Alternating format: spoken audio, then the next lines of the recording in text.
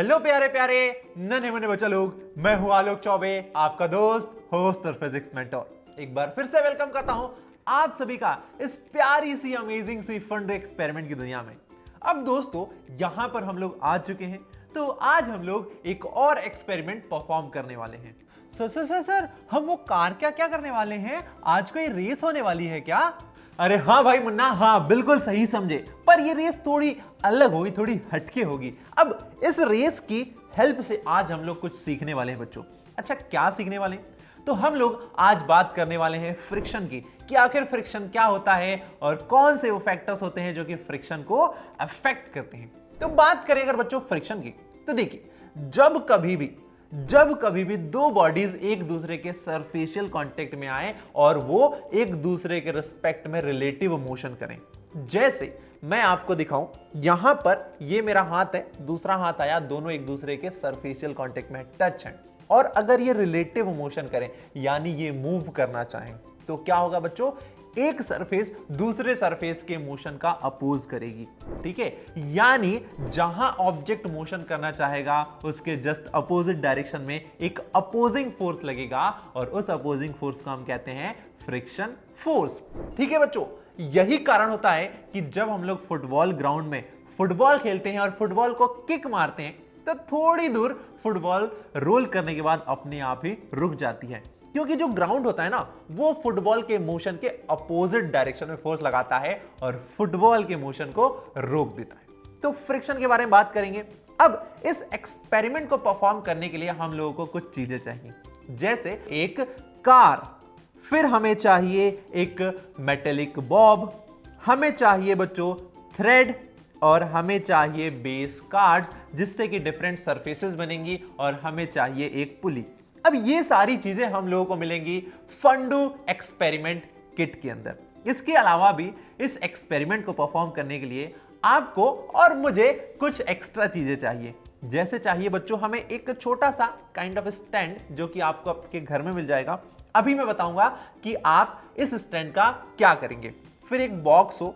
अब इसका अल्टरनेटिव भी आपको मिल जाएगा। जब हम एक्सपेरिमेंट परफॉर्म करेंगे तो आप समझ जाएंगे कि आप इसकी जगह और क्या ले सकते हैं। आपको एक अपने पास कैंची रख लेनी है और एक मार्कर रख लेना है। अब ये सारी चीजें हो जाएंगी तो हम इस एक्सपेरिमेंट को परफॉर्म करेंगे। तो चलिए, सबसे पहले हम इस स्टैंड पर, हमारे पास बच्चों ये जो पुली है, इसको हम फिक्स कर लेते हैं।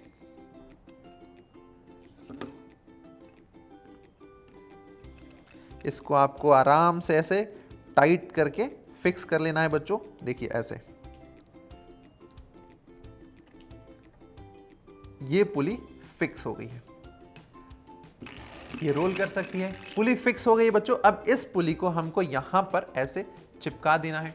अब चिपकाना है तो मैंने यहां पर एक डबल साइडेड टेप लगा रखा है। अब इस डबल साइडेड टेप को निकालता हूं मैं, और इसको यहां पर मैं चिपका देता हूं अच्छे तरीके से।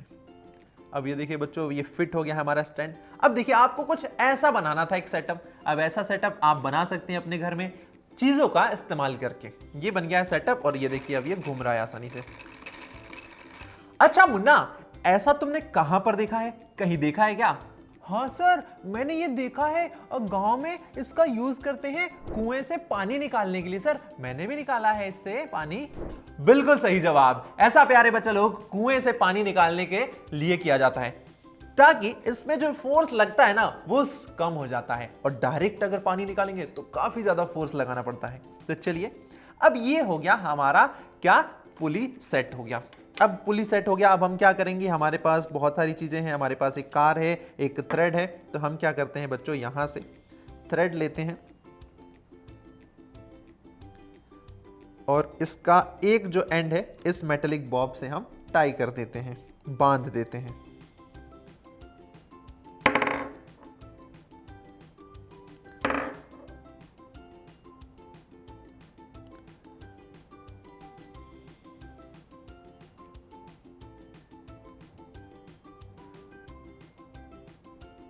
तो बच्चा लोग, हम लोगों ने थ्रेड के एक एंड से इस बॉब को बांध लिया है, टाई कर लिया है।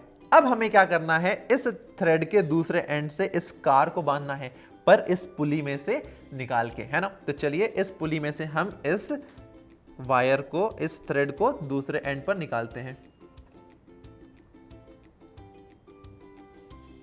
तो ये थ्रेड हमारा आ गया है बच्चों पुली में से, देखिए हमने इसको निकाल लिया है और इस दूसरे एंड को हम इस कार से बांध लेते हैं अच्छे तरीके से।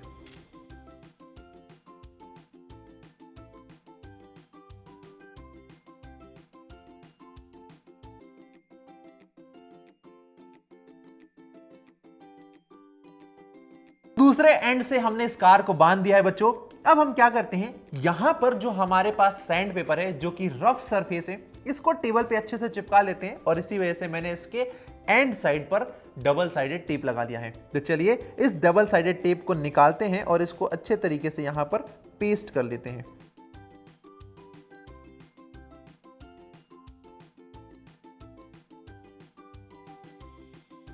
हमने डबल साइडेड टेप को निकाल लिया है और हम इसको अब यहां पर पेस्ट कर देते हैं अच्छे तरीके से।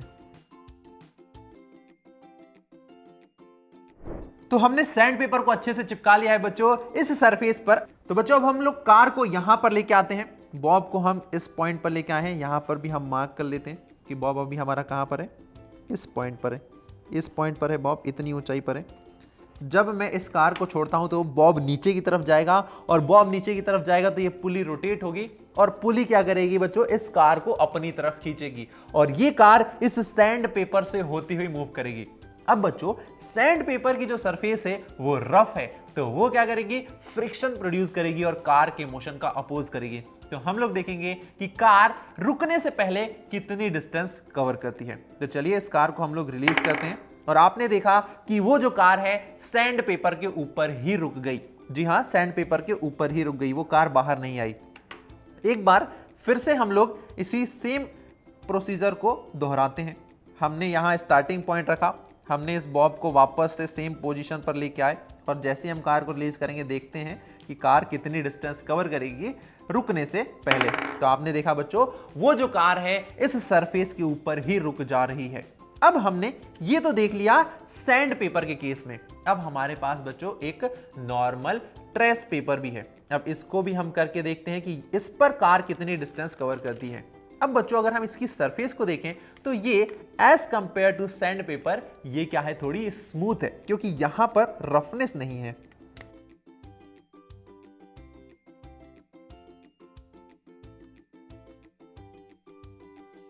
तो बच्चों इस पेपर के जो साइड में हमने लगा रखा था डबल साइडेड टेप वो हमने निकाल लिया है। अब चलिए इसको हम यहां पर अच्छे तरीके से चिपका देते हैं। तो बच्चों ये हमने पेपर चिपका दिया है। तो चलिए बच्चों इस कार को हमने इस सेकंड पेपर के बैक साइड रख लिया है। हमने बॉब को सेम हाइट तक ऊपर उठा लिया है। अब हम जैसे ही इस कार को रिलीज करेंगे बॉब नीचे गिरेगा और कार आगे की तरफ मूव करेगी। और बच्चों ये जो पेपर है ये सैंड पेपर की तुलना में थोड़ा स्मूथ है। तो चलिए छोड़ते हैं और देखते हैं कि अब कार क्या सेम डिस्टेंस कवर करती है या थोड़ी ज्यादा डिस्टेंस कवर करती है। तो यहां पर बॉब हमारा बच्चों सेम हाइट पर है। अब मैं इसे रिलीज कर रहा हूं और कार की हम देखेंगे कि कितना डिस्टेंस कवर करती है रुकने से पहले। 1 2 3 स्टार्ट। तो बच्चों आप लोगों ने देखा इस कार ने अब ज्यादा डिस्टेंस कवर की है जब सरफेस चेंज हो गया। एक बार फिर से करके देखते हैं और फिर रीजन समझेंगे आखिर ऐसा क्यों हो रहा है। तो देखिए बच्चों हमने बॉब को सेम हाइट तक लेके गए, हम बॉब को हम सेम हाइट तक लेके गए हैं और हम कार को यहां से रिलीज कर रहे हैं और देखते हैं कि कार कितनी डिस्टेंस कवर करेगी। 1 2 3। तो हमने देखा बच्चों कि कार ने अब ज्यादा डिस्टेंस कवर की। एक बार फिर से लास्ट टाइम हम इसको करके देख लेते हैं आखिर ऐसा क्यों हो रहा है। तो बच्चों हम इस बॉब को सेम हाइट तक लेके आए हैं। 1 2 3। तो बच्चों हमने देखा कार पहले की तुलना में अब ज्यादा डिस्टेंस कवर कर रही है। ऐसा क्यों हो रहा है? क्योंकि बच्चों ये जो हमारा सेकंड पेपर है वो फर्स्ट पेपर की तुलना में क्या है, ज्यादा स्मूथ है। ये स्मूथ है एंड ये रफ है। तो आखिर स्मूथनेस एंड रफनेस से क्या फर्क पड़ रहा है?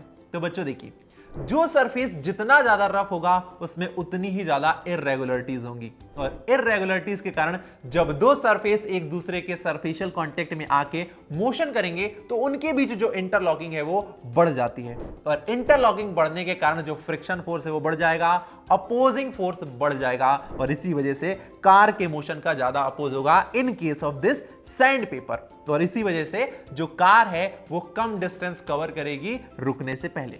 वहीं अगर हम बात करें सेकंड केस में, तो यहां पर जो पेपर यूज किया है बच्चों उसमें स्मूथनेस ज्यादा है as compare to sandpaper. Smoothness ज्यादा, इररेगुलरिटीज कम, इंटरलॉकिंग कम, इसका मतलब अपोजिंग फोर्स कम, और इसी वजह से कार अब ज्यादा डिस्टेंस कवर करेगी बिफोर रुकने से पहले।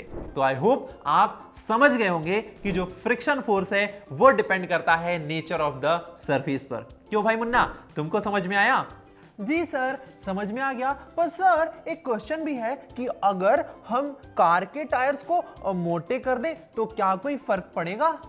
नहीं मुन्ना, कार के टायर्स अगर हम मोटे करेंगे प्यारे बच्चों तो कोई फर्क नहीं पड़ेगा, क्योंकि जो फ्रिक्शन है वो एरिया ऑफ कांटेक्ट पर डिपेंड नहीं करता है। ये बात का ध्यान रखना है हमें कि वो एरिया ऑफ कांटेक्ट पर डिपेंड नहीं करता है, वो नेचर ऑफ द सरफेस पर डिपेंड करता है। तो आई होप आप सभी को ये एक्सपेरिमेंट अच्छे तरीके से समझ में आ गया है। तो बच्चों हमने क्या सीखा, इस पूरे एक्सपेरिमेंट का लर्निंग आउटकम क्या निकला? तो हमने देखा कि फ्रिक्शन फोर्स एक ऐसा फोर्स होता है जो कि मोशन का अपोज करता है। और किस मोशन का? तो जब दो ऑब्जेक्ट एक दूसरे के सरफेशियल कांटेक्ट में आके मोशन करते हैं तो उसी मोशन का अपोज करने के लिए अपोजिट डायरेक्शन में एक फोर्स लगता है जिसे हम फ्रिक्शन फोर्स कहते हैं। और बच्चों फ्रिक्शन फोर्स डिपेंड करता है नेचर ऑफ द सरफेस पर। जितना ज्यादा रफ होगा सरफेस, जितनी ज्यादा इररेगुलरिटीज, उतना ज्यादा ही फ्रिक्शन फोर्स लगेगा।